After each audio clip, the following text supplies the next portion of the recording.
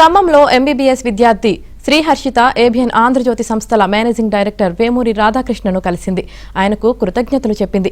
Medicine seat సాధించినా చదువుకునేందుకు స్తోమత లేక ఇబ్బందులు పడుతున్న శ్రీహర్షిత దయనీయ గాథపై ఏబిఎన్ కథనాలు ప్రసారం చేసింది.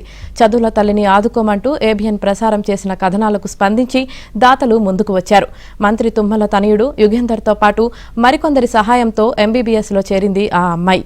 ఏబిఎన్ అందించిన సహాయం మర్చిపోలేమని వేమూరి రాధాకృష్ణ ముందు కన్నీటి పర్యంతమైంది శ్రీహర్షిత.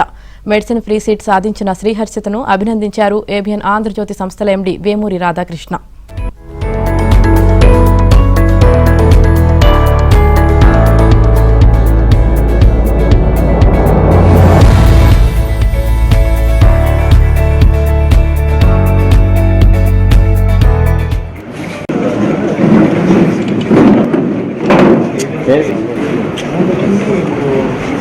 సీట్ ఫ్రీగా వచ్చిందా?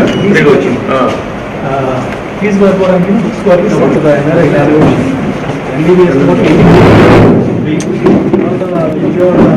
తెలుగు రాష్ట్ర ఎవరో వాళ్ళు కానీ ఇద్దరు అడిగి వేరే వాళ్ళు ఇప్పుడు వాళ్ళ అమ్మ నాన్న కూడా లేదు. అమ్మ నాన్న లేదు సార్.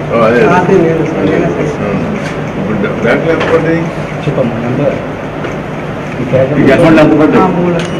మొత్తం ఆ రోజు వచ్చింది మనకి అనౌన్సింగ్ 6 లక్షలు, మనకి కాల్ చేసి 3 lakhs అకౌంట్ అయింది. తర్వాత మిగిలిన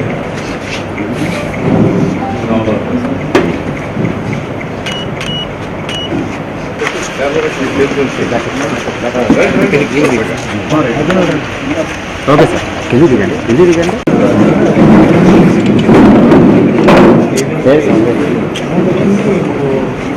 సీట్ ఫ్రీగా వచ్చిందా? ఫ్రీగా వచ్చింది. ఫీజు కట్టుకోవడానికి బుక్స్